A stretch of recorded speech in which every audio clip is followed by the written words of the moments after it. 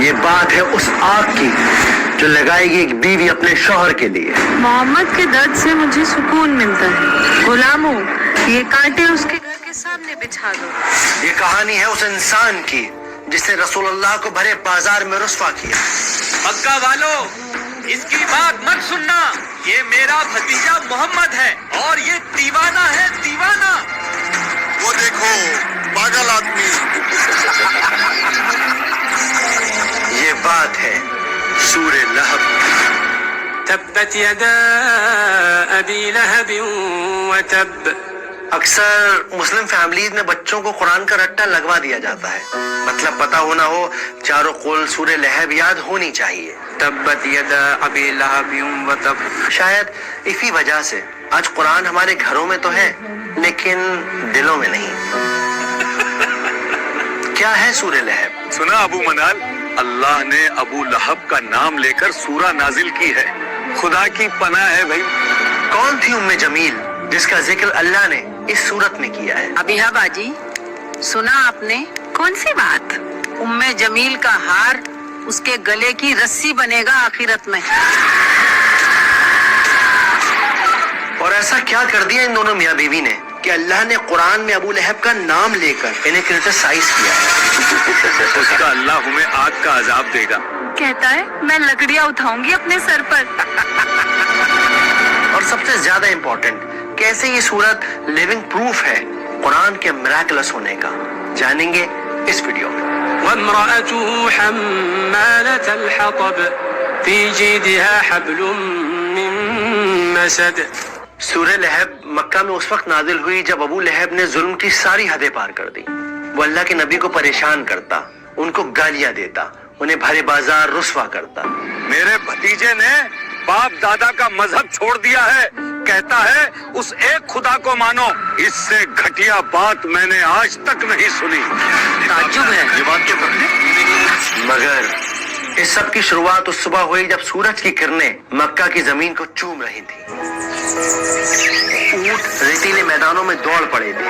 کوئی صبح صبح خود کو شیشے میں نہار رہا تھا، کوئی ناشتہ کر رہا تھا تو کوئی ابھی بستر پر انگڑائیاں لے رہا تھا. یہاں ہاتھ جیتے جا رہے ہیں اور نہ دن بھر بستر توڑنا ہے اور کام ہی کیا ہے.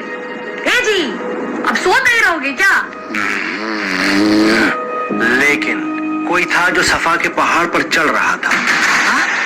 وہ پہاڑ پر کون ہے؟ محمد. یہ وہ پہاڑ تھا جس پر چڑھ کر مکہ والے ایک دوسرے کو اکٹھا کرتے، کوئی خاص بات بتاتے. صفا کے پہاڑ پر چڑھ کر اللہ کے نبی نے ایک گہری سانس لی اور پھر زور سے پکارا، یا صباحا. یہ اذان نہیں تھی، نہ ہی کسی سوداگر کی صدا. یہ خطرے کی پکار تھی. اس کا مطلب تھا کہ اے لوگوں اٹھو اور میری بات سنو، تم پر ایک خطرہ آن پڑا ہے. کوئی مصیبت آئی ہے. لوگ اپنے گھروں سے، اپنی دکانوں سے، اپنی باتوں سے نکل پڑے اور پھر جب سب لوگ صفا کے پہاڑ کے نیچے جمع ہو گئے تو اللہ کے نبی نے ان سب کو ایک نظر دیکھا اور پھر ان سے ایک سوال پوچھا کہ اے لوگوں، اگر میں تم سے کہوں کہ اس پہاڑ کے پیچھے دشمن کی فوج تم پر حملہ کرنے آ رہی ہے، کیا تم میرا یقین کرو گے؟ لوگ چلا اٹھے. ہاں بالکل کریں گے، کیونکہ آپ سچے ہیں، آپ امین ہیں، آپ صدیق ہیں، آپ محمد ہیں.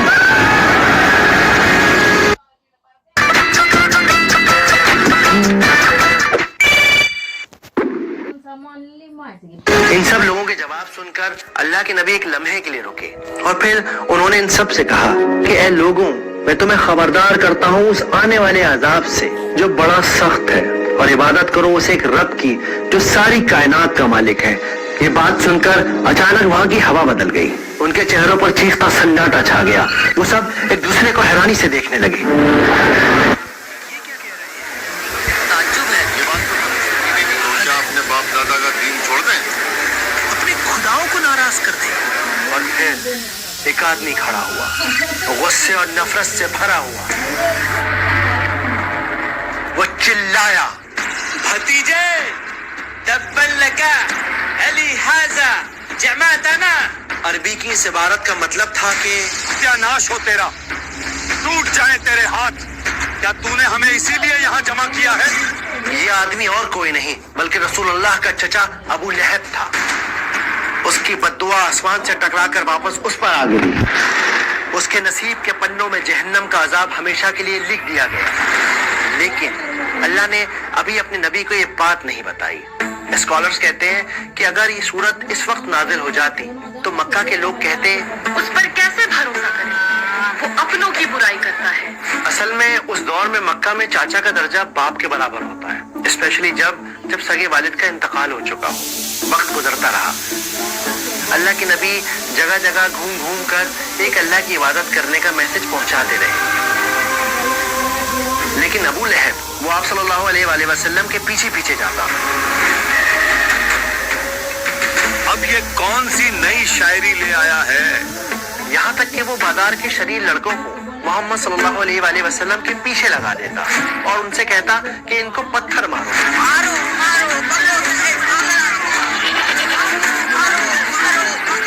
लेकिन इसका जुल्म यही नहीं रुका। इसकी बीवी यानी रसूलुल्लाह की चाची उम्मे जमील, जो कमाल की खूबसूरत औरत थी, नए नए तरीकों से नबी को परेशान करती।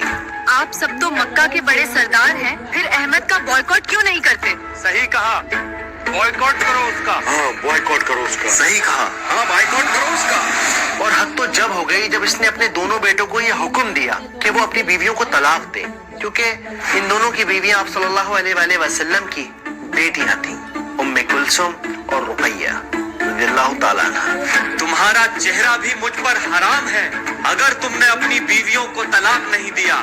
बाबा, हम आज ही उन्हें तलाक देते हैं। दिन शाम में ढल गए, शामें रातों में ढल गई, लेकिन अबू लहब के जुल्म में कोई कमी ना आई। मक्का वालों, मेरे भतीजा दीवाना हो गया है, दीवाना। इसकी बात मत सुनना। और जब इसके जुल्म की इंतहा हद से पार हो गई, तब अल्लाह सुब्हानहू तआला ने नबुव्वत के 10वें साल में सूरह लहब को नाजिल किया। अबू हादी, हमें वो सूरत तो सुनाओ जो नबी पर नाजिल हुई है। बिस्मिल्लाहिर्रहमानिर्रहीम। تبت يدا أبي لهب وتب ما أغنى عنه ماله وما كسب سيصلى نارا ذات لهب وامرأته حمالة الحطب في جيدها حبل من مسد. आइए अब इस सूरत को सिनेमैटिक अंदाज से समझते हैं, आसान तरीके से। तो पहली आयत है तब्बत यदा अबी लहब व तब। पहली आयत में अल्लाह ने कहा कि टूट गए दोनों हाथ अबू लहब के और बर्बाद हो गया वो। अब यहाँ पर दो बातें हैं जो नोट करने वाली हैं। पहली बात ये है कि ये जो पूरी आयत है, ये आयत असल में पास्ट टेंस में बात कर रही है, यानी ऐसा नहीं कि अबू लहब के हाथ टूटेंगे, असल में उसके हाथ टूट चुके। जिस लम्हे उसने नबी पाक की शान में गुस्ताखी की, उसी लम्हे उसके हाथ टूट गए। तो ये काम 100% हो चुका है, उसके हाथ टूट चुके हैं। लेकिन अबू लहब फिर भी बाज ना आया। जब ये सूरत नाजिल हुई तो वो लोगों से कहता, वो कहता है मेरे हाथ टूट गए। कहाँ टूटे मेरे हाथ? सही सलामत तो हैं। हम जंगे बदर के बाद जब आप सल्लल्लाहु अलैहि वसल्लम की जिंदगी को देखेंगे, तब हमें पता चलेगा कि कितनी बुरी तरह वो मरा और किस तरह से आयत बिल्कुल सच्ची साबित हो गई। अब यहाँ पे नोट करने वाली दूसरी बात है, बहुत इंपॉर्टेंट बात है, कि हाथों की ही क्यों बात हो रही है। ये क्यों कहा जा रहा है कि हाथ टूट गए? ये क्यों नहीं कहा जा रहा कि सर टूट गया, पैर टूट गया, हार्ट फेल हो गया? क्यों नहीं कहा जा रहा? मैं कहता हूँ इसके लिए ना आप ये सीन देखिए।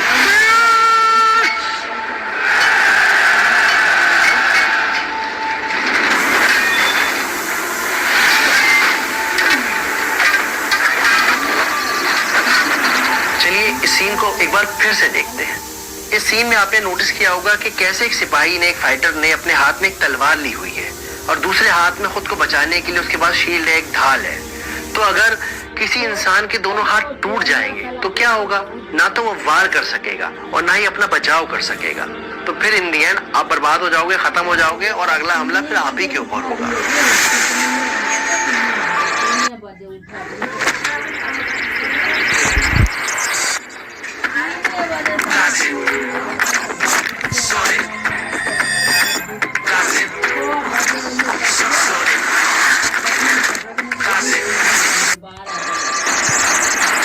بالکل اسی طرح ہم ابو لہب کی زندگی میں دیکھتے ہیں اس کا مال، اس کے بیٹے، اس کے کنیکشن، اس کے تعلقات، اس کی پاور، سب کے سب برباد ہو گئے، کوئی بھی اس کے کام نہیں آیا. اور ہم آگے جا کے دیکھتے ہیں کہ جب وہ مرا تو اتنی بری موت مرا، اتنی بری موت مرا کہ کوئی اسے چھونے والا نہیں تھا، کوئی دفنانے والا نہیں تھا. کئی دنوں تک اس کی لاش سڑک پر سڑتی رہی، لوگ پریشان ہوتے رہے، یہاں تک کہ اس کے اپنے لڑکوں نے بھی اسے چھونے سے، گھر میں رکھنے سے منع کر دیا. ارے ابو لہب کے بیٹوں، اپنے باپ کی لاش تو ٹھکانے لگاؤ، بدبو سے لوگ الٹی کر رہے ہیں. اب آتے ہیں آیت نمبر 2 پر. ما اغنا عنہ مالہ وما کسب، نہ ہی اس کا کوئی مال اس کے کام آیا، نہ ہی اس کی کوئی اولاد اس کے کام آئی. اصل میں یہ آیت جواب ہے اس بات کا جو ابو لہب اکثر لوگوں سے کہا کرتا تھا. اگر وہ سچا ہے دے دوں گا مال و دولت اللہ کو اور بچا لوں گا خود کو جہنم سے.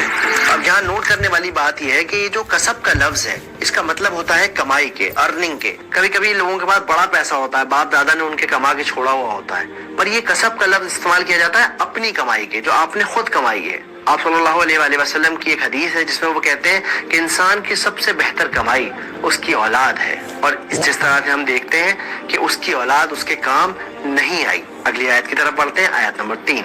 سَيَصْلَىٰ نَارًا ذَاتَ لَهَبٍ، کہ ابو لہب جہنم کی آگ میں جلایا جائے گا جو بھڑک رہی ہوگی، شعلے والی آگ ہوگی. اب ہم بڑھتے ہیں چوتھی آیت کی طرف جو ہے وَامْرَأَتُهُ حَمَّالَةَ الْحَطَبِ، اور اس آیت کا مطلب ہے کہ اس کی بیوی اپنے سر پر ایندھن اٹھائی ہوگی. ایندھن کیا کہ وہ لکڑیاں ڈھو رہی ہوگی جہنم کے اندر. اس کا کام یہ ہوگا کہ جلنا تو ہے ہی ہے اور ساتھ میں آپ کو جانا ہے، اس کو جانا ہے اور جا کر یہ لکڑیاں لے کر آئے گی اور اس آگ کے اندر لکڑیاں ڈالے گی. تو جب ہم آگ میں لکڑیاں ڈالتے ہیں تو کیا ہوتا ہے، آگ اور تیز ہوتی ہے، تو اپنی آگ یہ خود بخود جلائے گی. لیکن یہاں مزے کی بات یہ ہے کہ اللہ تعالیٰ یہ بھی کہہ سکتے تھے کہ وہ جہنم میں جلے گی، وہ جہنم کا عذاب زندگی بھر جھیلتی رہے گی. یہی کیوں کہا کہ وہ لکڑیاں لے کر آئے گی؟ دیکھیے یہاں سمجھنے کی بات یہ ہے کہ وہ اپنی زندگی میں کیا کرتی تھی. آپ فکر نہ کریں، اب جو میں کہتی ہوں وہ کرتے جائیں بس. تو وہ اس دنیا میں اپنے ہسبینڈ کی نفرت کو فیول کرتی تھی، اس آگ کو بڑھانے میں اس کا ساتھ دیتی تھی. اسی وجہ سے اللہ سبحانہ و تعالیٰ نے آخرت میں اس کا عذاب یہ رکھا ہے کہ جاؤ جا کے لکڑیاں اٹھا کے لے کے آؤ، ڈھو اپنے سر پہ اور اپنی آگ کو خود بھڑکاؤ. اب یہاں پہ ایک اور ضروری بات ہے، بہت امپورٹنٹ بات ہے. جب بھی آپ نماز میں سورت کو ریسائٹ کریں تو ایسا نہیں کہ آپ گئے وَامْرَأَتُهُ حَمَّالَةَ الْحَطَبِ، نہ. ہمہ ایک پاورفل لفظ ہے، بہت ہی زیادہ اس کے اندر اثر ہے، ویٹ ہے. تو آپ جب بھی پڑھیں گے آپ کو اس پہ زور دینا ہے. وَامْرَأَتُهُ حَمَّالَةَ الْحَطَبِ. آیت نمبر 5 کی طرف پڑھتے ہیں جو ہے فِي جِيدِهَا حَبْلٌ مِّن مَّسَدٍ، اور اس کے گلے میں مونج کی رسی ہوگی، یعنی ناریل کی چھال والی رسی ہوگی. یہاں پر جیدیہا کا جو لفظ ہے، اس لفظ کا استعمال ہوتا ہے خوبصورت گردن کے لیے، ایسی گردن جو زیور سے لدی ہوئی ہو. کمال کی بات یہ ہے، مزے کی بات یہ ہے کہ رسی کا ذکر کیوں ہے اور گردن کا ذکر کیوں ہے؟ تو اس کے پیچھے کی بات یہ ہے کہ ام جمیل ایک خوبصورت سا اپنے گلے میں ہار پہنا کرتی تھی. وہ مکہ والوں سے کہتی تھی، اپنے نوکروں سے کہتی تھی، عام لوگوں سے کہتی تھی میرے گلے کا یہ ہار میں اس کو دوں گی جو محمد کے خلاف کھڑا ہوگا، میرا ساتھ دے گا. اور اسی وجہ سے یہاں یہ مینشن کیا گیا ہے کہ اس کے گلے میں مونج کی رسی ہوگی، بل والی رسی ہوگی، تکلیف دینے والی رسی ہوگی اس کی اس گلے میں جس میں وہ ہر وقت ہار پہنے رہتی تھی. یہ تھی سورہ لہب کی انڈرسٹینڈنگ. اب سب سے ضروری بات یہ کہ سمجھنا یہ ہے کہ آج ہماری زندگی میں اس کا کیا ریلیونس ہے. جو میں سمجھاؤں اس حساب سے بتاتا ہوں کہ سب سے پہلی بات تو یہ کہ سورت اس لیے نازل کی گئی ہے کہ وہ جو اللہ کے نبی کا دشمن ہے وہ اللہ کا دشمن ہے. جس سپیڈ سے وہ اللہ کے نبی کی طرف بڑھ رہا تھا ظلم کرنے کے لیے، اس سے کہیں گنا زیادہ سپیڈ سے اللہ کا عذاب ابو لہب کی طرف آ رہا تھا اور آ چکا تھا، اسے خبر نہیں تھی. اب آتے ہیں دوسرے ریلیونس کی طرف جو میں سمجھاؤں، جو آج ہم اپنی زندگی میں اپلائی کر سکتے ہیں. دیکھیے میاں بیوی ایک دوسرے کا سایہ ہوتے ہیں، دوست بھائی ایک دوسرے کا سایہ ہوتے ہیں. اب کئی بار کیا ہوتا ہے کہ ہمارا دوست کسی کی چغلی کرتا ہے، تجھے پتا ہے ایسا ہو گیا، ابے نہیں کیا بات کر رہا ہے، اور بتا. اکثر अक्सर मियाँ बीवी में भी ऐसा होता है, अपनी जिंदगी को छोड़ के दूसरों की जिंदगी में बड़ा झांकते हैं। अरे फलाने की लड़की भाग गई, तुम्हें पता चला? तो अब ये जो वाइफ है या जो हस्बैंड है, इसे क्या चाहिए? उसे गाइड करे, अरे यार ऐसा नहीं करो। लेकिन हम लोग क्या करते हैं, खाली भागी है, अपनी माँ का जेवर तक ले गई है, उस बात में और लुकमा लगा देते हैं, उसको और फ्यूल करते हैं। तो याद रखिए कि जब आप बुराई का साथ देते हो ना, तो जो काम बुरा करने वाले का है वही अंजाम उस बुराई को इनिशिएट करने वाले का है, बढ़ावा देने वाले का है, आइडिया देने वाले का है। उम्मीद करता हूँ कि बात समझ आई होगी, वीडियो पसंद आई होगी। इसके अलावा आपसे एक गुजारिश है, एक इल्तिजा है, एक रिक्वेस्ट है कि अगर हो सके तो हमारी इस कम्युनिटी को ज्वाइन कीजिए। अक्सर लोग पूछते हैं, भाई आपकी वीडियो देख के बड़ा अच्छा लगा, ऐसी वीडियो और बनाइए, अगली वीडियो कब आ रही है? मैं अकेला बंदा हूँ यार, नौकरी करता हूँ, फिर थोड़ा सा वक्त चुरा के ये यूट्यूब की वीडियोस बनाता हूँ। अगर आप कम्युनिटी ज्वाइन करेंगे तो मैं अपनी टीम को बढ़ा सकता हूँ और लोगों को शामिल कर सकता हूँ, जिससे हम जल्द से जल्द और ज्यादा और बेहतर वीडियोस प्रोड्यूस कर पाएंगे।